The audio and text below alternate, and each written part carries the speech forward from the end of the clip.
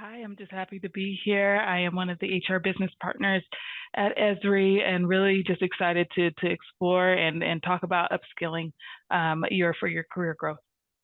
Thank you, Danielle. Justice, what should our audience members know about you today? Yeah. Well, good morning, everyone, or good afternoon, based on where you are. I'm Justice Batiste, a solution engineer with Esri, and I support state of California and Nevada through solution selling and design. And I'm really excited to talk about GIS and how you can upskill with GIS. So, yeah, thanks for having me. Thank you, Justice. And Mustafa, last but not least, what should our audience members know about you? And please correct me if I'm mispronouncing your name. No, the pronunciation was perfect. Hello, everyone. Good morning, good afternoon. I hope everyone is well. I'm a customer service representative here. I manage California, Nevada, Florida, Texas, a whole bunch of big states. So I deal with everyone as much as I can. I just want everyone, I guess, watching to understand, like, I had no expertise or knowledge really about GIS before I heard about Esri, and I've learned so much since I've been here, and I'm hopeful to share some of that knowledge and experience. Love it. Thank you to each of you. All right, my first question, Justice, is going to go to you. How can professionals identify emerging skills and tools that are essential for staying competitive? And what skills should people be exploring right away? Yeah, well, I think it's a multi-part kind of answer to that question. I think the big thing is to start off with having a mentor and also being able to be self-critical, know where your own gaps are. And then next to that, be willing to take risk and get in and learn things and be uncomfortable with new challenges. I often look at the best way to upskill yourself as jumping into a project that you don't have any experience or maybe you don't really know exactly how to answer it and just throwing yourself into the mix and learning it as you go, but then also having a team around you and people that you can rely on to help you along the way really helps you level up. Next to that, I really want to say be brilliant at the basics. GIS is a constantly growing field. Esri is constantly introducing new applications, tools, patterns of use with them. But if you just get really good and really focus on the core fundamentals of GIS and geography, it'll really, really upskill you in a lot of different ways. And then I'd also say focus on your soft skills and your hard skills. I'm in a business development role, so understanding things like challenger sale and really working with interpersonal communication and understanding what makes people tick and how you can help them meet their needs is super important. And then, of course, the technical piece there. I'm sure a lot of folks are hearing about AI, and that's something that I'm paying a lot of attention to. Not so much in the sense of how do I develop AI, but how do I integrate it with GIS? How do I use it as a tool to make things more efficient? And that's also, one of the trends that my customers are picking on. And that's another thing to really look at. When you're looking at what to upskill at or overall, you should look at market trends right now, but then also look 3 years into the future. What's that new thing that's kicking off that people are just beginning to talk about? That's what you want to start focusing on and keep up with that trend.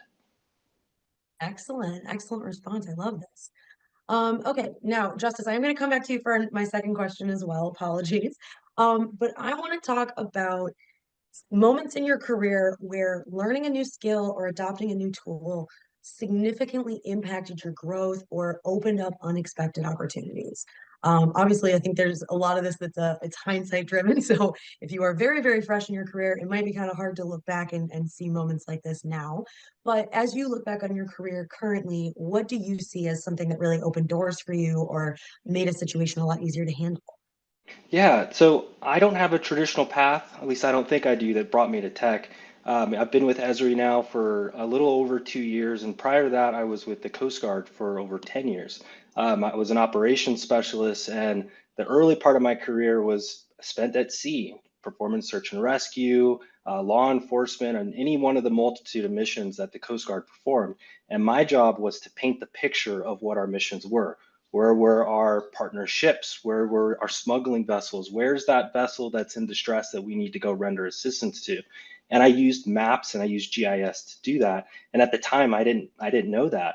And so once I finished the seagoing side of my service, I went to a more shore-based capacity. I was doing more operations planning in Southern California. And there, I was like, we don't have a lot of maps. I don't have a lot of access to GIS. And I started to learn about this thing called geography and that I could apply these tools in geography and GIS to the work that I was doing in the Coast Guard. And I did that. So that's a build up to the point that kind of made things take off. Was we had teams that would go out in the ports and they would inspect containers and ships and other things. And we had a container explosion and didn't have a good way to account for where our teams were. And nothing crazy. It just, I think it was a gas tank that blew up inside of the container. But it was still scary because we didn't know where our teams were. And I was like, that's something that GIS can do. And I learned with ArcGIS Online and really WebGIS. That was something that was completely new to me. I learned how to create apps and eventually led an initiative that replaced the Coast Guard's enterprise system with an ArcGIS based one, which opened the door for me to come over here to Esri. And that was really like a 4-year time span there that I upskilled. And again, that goes back to taking risk and leaning into things heads on. So yeah. Absolutely. No, I think that's an amazing illustration of that. Thank you. Thank you, Thanks. Justice, for sharing that. All right, Danielle, I want to go to you for our next question. Can you tell us how Esri fosters a culture that encourages continuous learning and innovation among its employees? I know this because I've gotten to talk to a lot of Esri people, but I'm very, very, very excited for you to tell the rest of us about how Esri does this. Yes, yes. I mean, I think Esri does a really great job for having, first and foremost, an active employee development and training team. So they're frequently sending out posts. We at Esri use Microsoft Teams. So you'll see Teams posts and channels going through with some upcoming courses and different workshops. And then, of course, email blasts. But each day I'm working with leaders and they really get it. So they understand, like, in order to really improve, they have to be embracing of the development of their team. And so sending them off to trainings. But of course, you know, training doesn't just stop in a class where you sit for 8 hours. Like, it's the day-to-day mentorship and then connecting different ones to different parts of the business. Another thing I see just from the HR perspective is just Esri's core competencies. There's a few of them, but 2 of them in particular speak out for the desire for Esri's individuals to grow and adapt. So one of the competencies is innovate and adapt, and the other is learn and grow. And so this is before our employees, every time they go to their performance reviews, they're looking at that. So we're trying to foster, again, that place of innovation and continuous learning.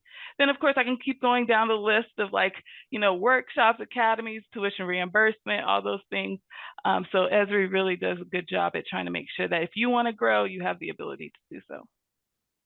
I love hearing things like this. I very much love hearing about companies that have robust processes for these things. And like, there's, you know, there's a train to jump on if you are excited and you want to go somewhere.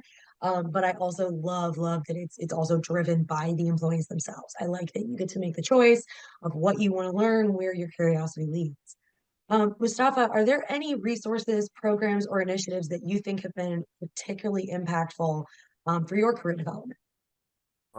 One thing that immediately comes to mind would be the Esri Academy. I mean, coming in with no experience in GIS, they kind of hand us this huge catalog of courses and materials that is readily available to you for you to pick up as much information as you would like or as you desire. Honestly, it's it comprises everything. You can learn the basics of GIS. You can learn, you know, more specific things for your role or things for a role that you may consider down the line.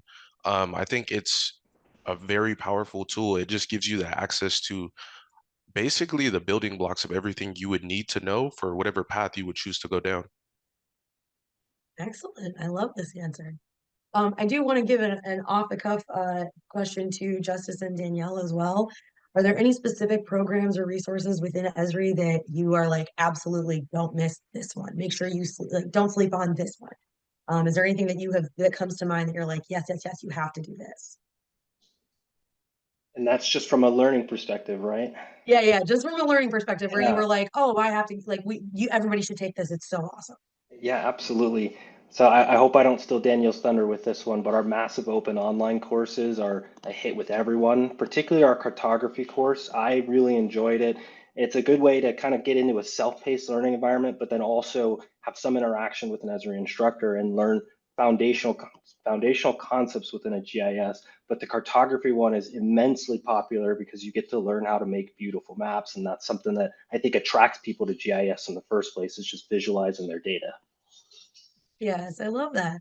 Danielle, how about you? Did Justice steal your thunder? He did not steal my thunder, but I come from a different angle though, because I'm coming from HR. So I'm thinking of like you as an employee, and I'm like, you should take self leadership, you should take critical leadership practices. Like, so I'm thinking of these courses.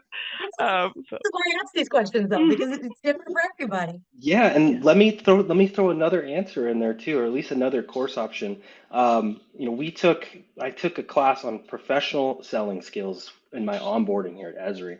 And for me, not having any sales experience, not just understanding the sales cycle, how it works, it made me really comfortable. But then it also really taught me a lot about how Esri looks at selling, how we look at business development. And it's from a consultative standpoint.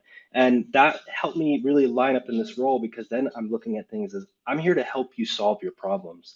And that just it made the adjustment of transitioning out of the service so much easier, because it dropped the business and it was just, let's focus on problems. So yeah. No, that makes a ton of sense. I love that answer. All right, Danielle, I want to come back to you.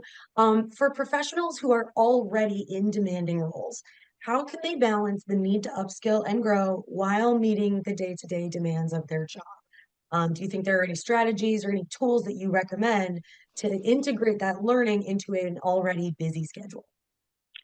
yeah, I think for starters, it's a mindset shift, right? So you have this desire to grow, but your schedule is saying, I have a back to back to back to back to back meetings.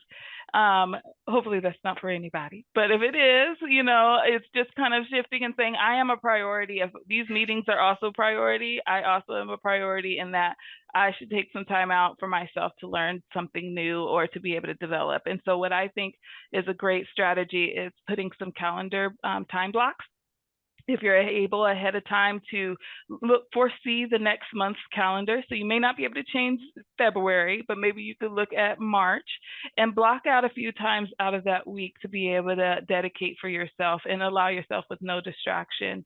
But that also means you have to have better time management for some of the other obligations that you have. So I think one last thing, Justice mentioned this in I think his first answer, about being able to accept projects that take you out of your comfort zone.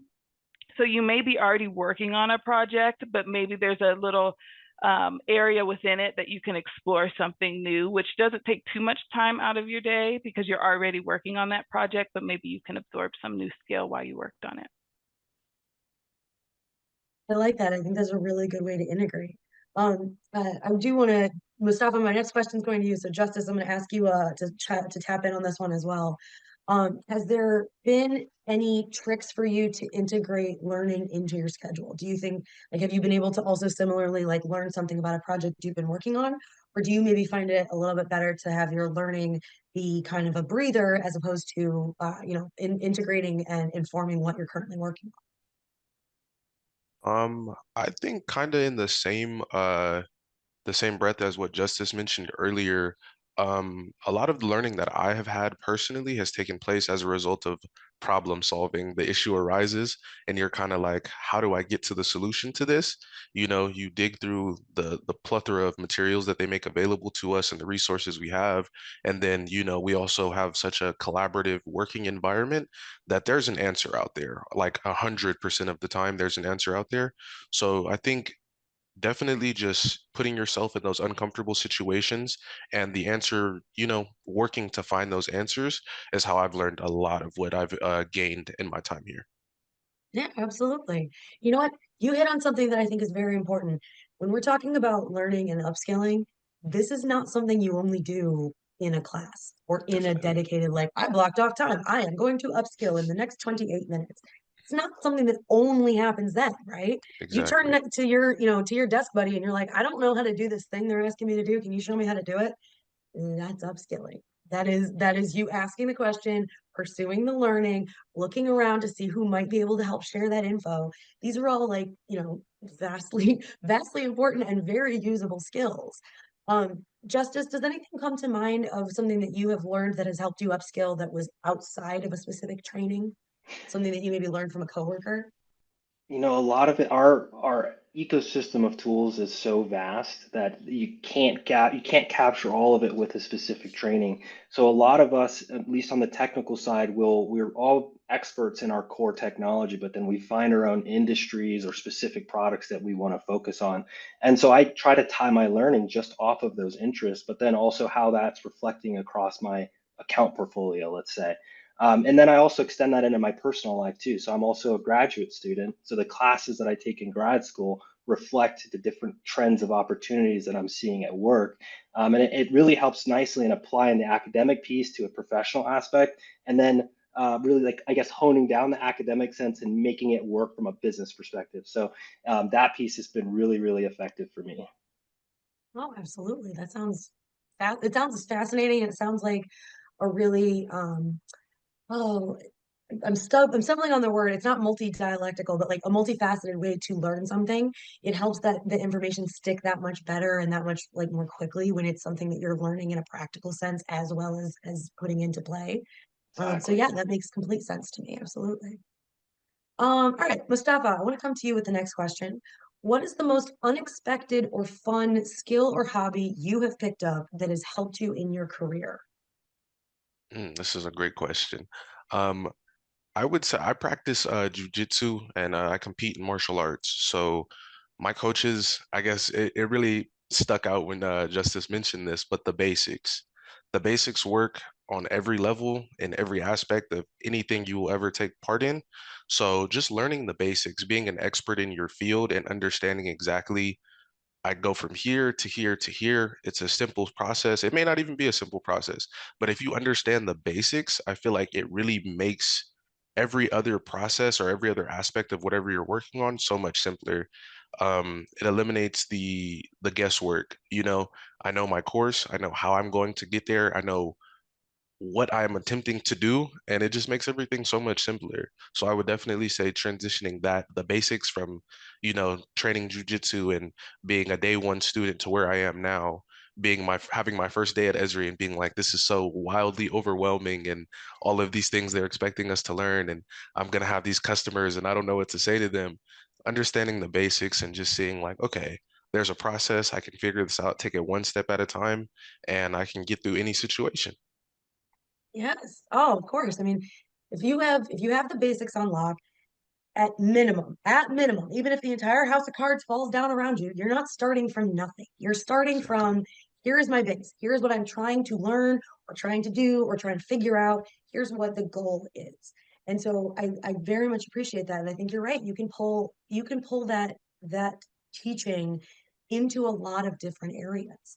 I mean, personally, it's part of the reason like I find not necessarily meditation, I'm horrible at meditation, but like breathing work I come back to that so often, even though it has literally nothing to do with interviewing people or compiling a data sheet or whatever. Because if I'm feeling overwhelmed or if I'm feeling stressed, breathe, breathe and count to four. You can do that. I can do that in any situation, no matter how underwater I am. So I love, love, love this advice. Danielle, how about you? Is there anything that you have learned that's unexpectedly been a very large boon to you in your career that you didn't think was going to at all inform anything professionally? Um, Something I learned was just taking the little bits of knowledge that I learned each day, just random fun facts that you pick up when you watch the news, you read an article, you look at social media, and then being able to hop into a new environment or walk in the hallway and you see someone you never know and you just be able to break the ice. So I find ways of using those random facts within a new setting and be able to break the ice, especially in a setting where I've never met someone and it's quiet or you're in an elevator.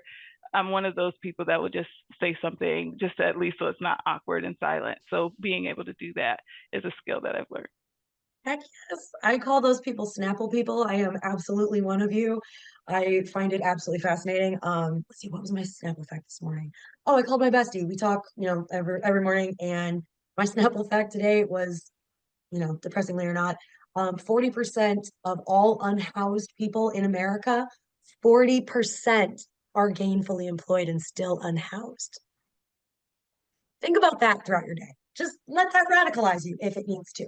But these are the things that I heard it this morning, it stuck in my head. I mentioned it to my friend, and 3 sentences later, she was telling me about a soup kitchen project that her boyfriend is starting at his job. Now, that is not a conversation we likely would have had, except for me saying, "Hey, did you know this? I heard this morning." Like, absolutely bonkers. But I am 100% in your camp there, Danielle. Like, it's the random kind of trivia things of like, "Hey, I found this thing out. I thought you might find it interesting too."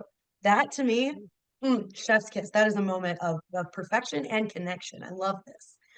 Justice, how about you? What's something that you have learned that outside of work that unexpectedly made a huge difference in a situation that you were in professionally?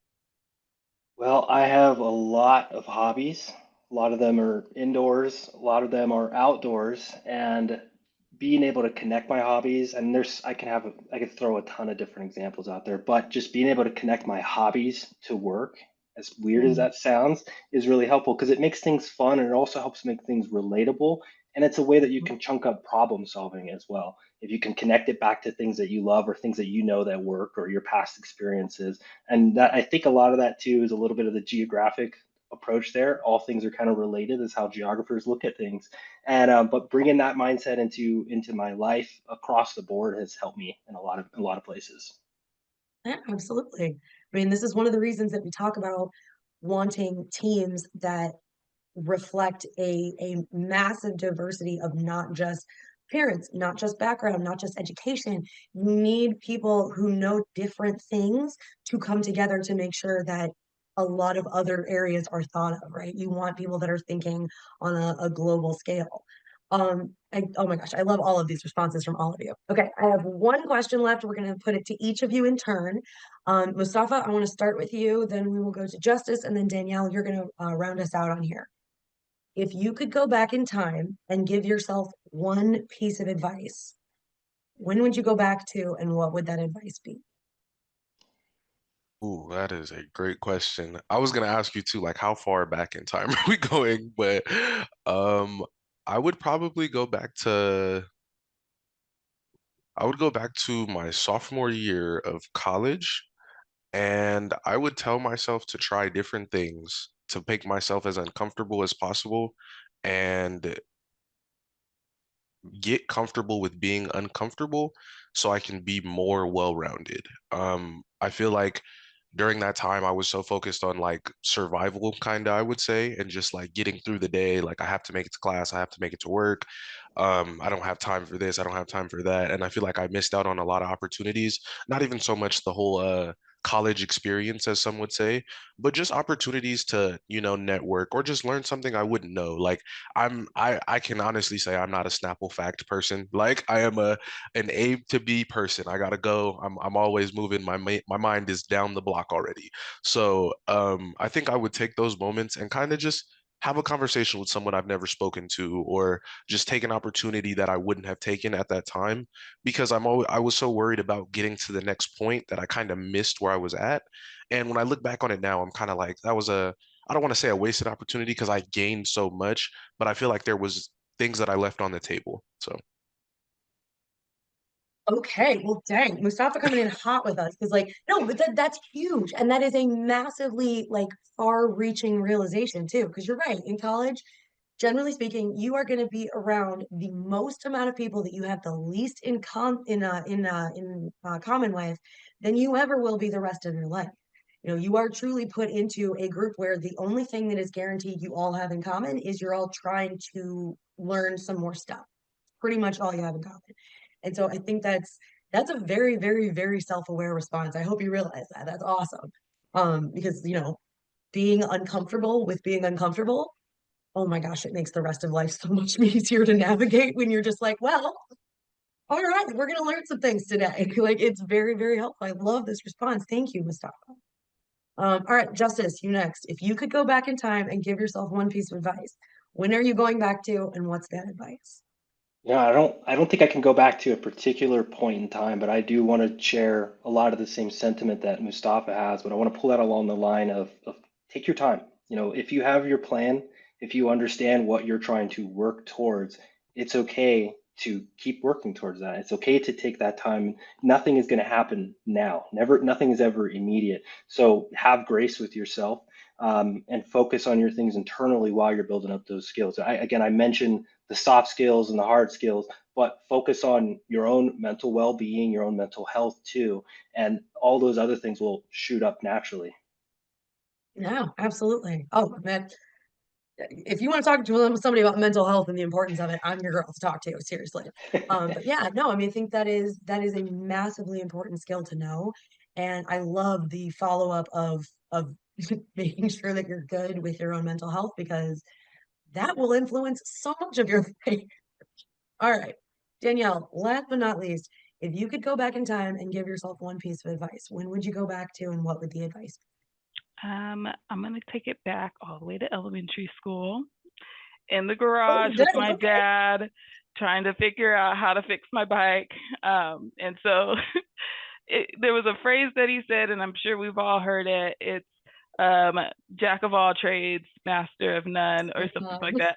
And so that kind of stuck with me. I was like, what is that? And it's kind of like you learn a little bit about a lot of things, but you don't specialize. So the thing that I took that with me, and so I know a lot of that of a little thing, Snapple facts, right? But um, getting a specialty, like learning something to where you can like really teach someone, like the point where it becomes like your mastery of it, like you don't even have to think about it. Like at the point now I can drive and I don't really have to think about it. So getting to that with different areas in my career, or like Excel, learning that, mastering it. So yes, it's good to know a lot of things, but also it's good to have some specialties as well. I love that. I think that's a good response. To belabor the Snapple facts, one of my favorite things is phrases that people say that we leave off the important end of. Blood is thicker than water is a good one. There's a bunch like that. But since you mentioned jack of all trades is master of none, but oftentimes better than master of one.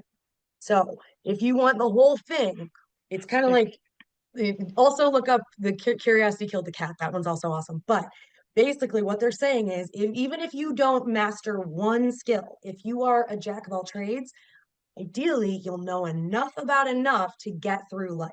I completely agree with you. I am also in the camp of jack of all trades, still trying to master at least one so that I have the one I can hang my hat on. But I love, love, love all of these answers. Thank you, Danielle. That was a really, really good one. Thank you. All right, y'all. We are almost to the end of time today, but I wanted to make sure that we saved a little bit of time to say thank you to each of our fabulous panelists, as well as to Esri for loaning them to us today. Justice, Mustafa, and Danielle, thank you so much. It's not just the time you spent with us today. There's all kinds of prep work that goes in on this. We are incredibly grateful for the time that you took to be with us, for sharing your expertise. Very, very grateful. So thank you to each of you. I very much hope we get to do this again soon. You. Thank you. Thank you.